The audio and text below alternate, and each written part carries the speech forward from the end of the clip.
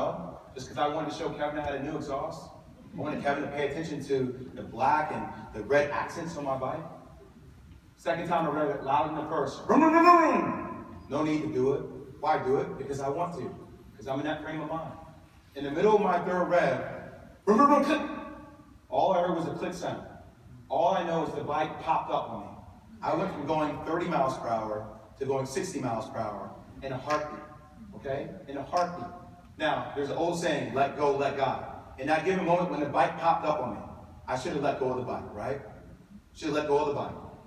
But at that given moment, at 21 years old, I wanted to be my own man. I wanted to control my own destiny. How many people in here always try to control your own destiny? You always try to take life, I'm going to figure it out. I'm going to figure it out. Well, that was my bike at the given time. So when I tried to figure it out, what did I do? I grabbed on the handlebars even more. When I grabbed on the handlebar even more to try to control the bike, I pulled back the throttle even more. Now I'm going 60 to going around 71, 72 miles per hour. The bottom wheel spun out from underneath me. Next thing I know, as I'm trying to wrestle the bike down to the ground, I look up, I hit smack into a utility pole, going 70 plus miles per hour. I'm not wearing a helmet, I'm not wearing any protective gear. The amazing part is when I hit the pole, I was spinning around in the air. And I remember when I landed, my chest was on the grassy knoll area between the sidewalk and the curb, as if I was laying on my stomach. My stomach, my navel, was pressed up against the curb. But my legs were on the street, laying on top of one another as if I was laying on my side. On my side. And you can imagine, one moment, you're playing against the best in the world. One moment, you're the first player for Chicago to have a triple-double since Michael Jordan. The next moment, you're lying on your back, and I'm screaming, pounding my fist on the grassy knoll area, saying, I threw it all away, I threw it all away, I threw it all away, non-stop. Now, when the ambulance came, they twisted my body popped in ways I never heard it pop before. I didn't even pass out. I was wide awake for everything. I called my mom on the way to the hospital saying, Mom, Dad, you need to come to the hospital now, you need to come to Chicago. They're telling me I broke a couple of bones, I don't feel right, something doesn't feel right. There's no worse feeling than when you feel as if you're bleeding, and you see your hands touching your legs, and your hands feel your legs, but your legs don't feel your hands back. It's the scariest feeling in the world. And when I got to the hospital, I'll never forget, her name was Dr. Malik. She grabbed my hand, she said, I need your parents' phone number right now. We need permission to do surgery. We need permission to do surgery. Go into the room, I started screaming out, I don't want to die, I don't want to die, I don't want to die. It's the first time it registered to me that I may pass away. I may not be here tomorrow to see my mother. I may not be here tomorrow to see my dad, my friends, my family, the people I love in my life. Could all be gone. Next time I wake up, I have a metal tube down my throat. I have 3 pins surgically inserted into my leg, one in my thigh, one in my knee, one in my shin, holding my leg up in the bed. I have 2 medical pins extending from my pelvis, surgically inserted into my pelvis, extending about maybe a foot up high.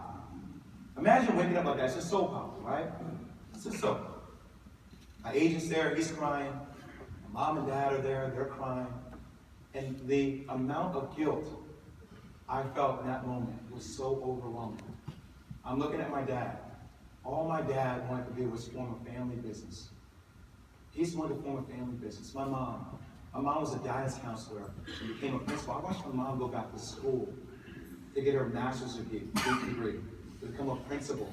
She was just starting to work with Arnie Duncan, right, in the city of Chicago. I looked at my agent, who just became an agent. I was his only client. And here was my agent telling me, literally 2 seconds before I got hurt, you shouldn't be doing that. And me saying to him, I shouldn't be doing a lot of things.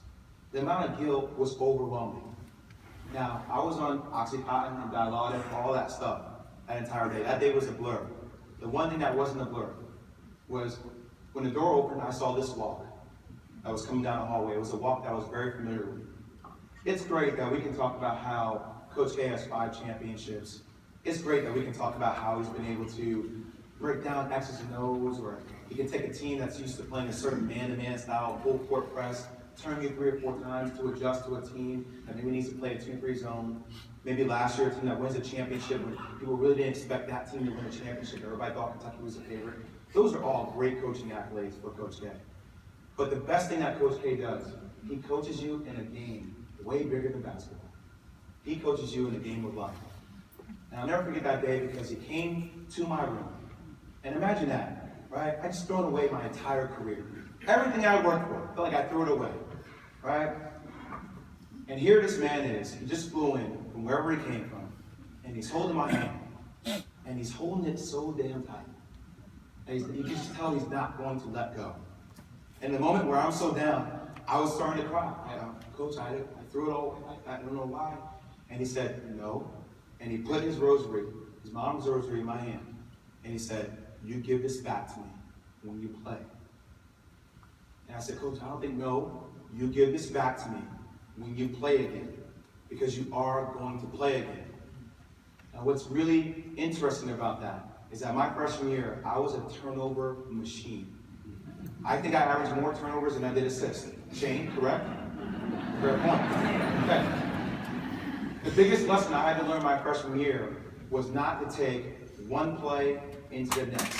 That's what I did my freshman year. I would turn the ball over, try to make a pass to Shane. It would create a turnover. They'd come down and score. It would be me bringing the ball up the court.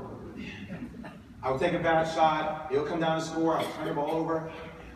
It was all over my face. And Coach K used to always get, stop it. Next play. Stop bringing one negative play into the other. Next play. Next play. Be great in this moment. Be great in that moment. This moment's over. Perspective. Getting me to look at life through a different prism. And here he is in a moment where my life forever changed. Getting me to look at my life through a different prism. Now, I went through years of depression. I went through being addicted to opiates, okay, because I've had 13 plus surgeries on my left knee.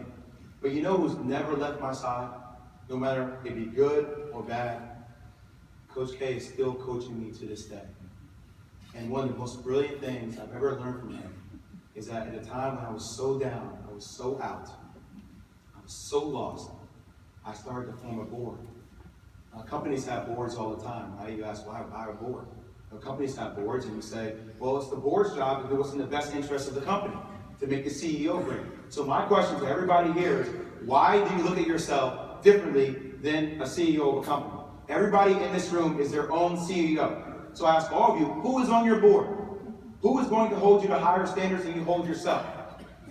That's the principle, and that's the standard that Shane Battier is talking about. That's something that forced me to fight back each and every day. Now, I didn't come back and play basketball again, but I did come back, and I played the game of life better than I ever knew I could. It's because I had leadership like Coach K. And I hope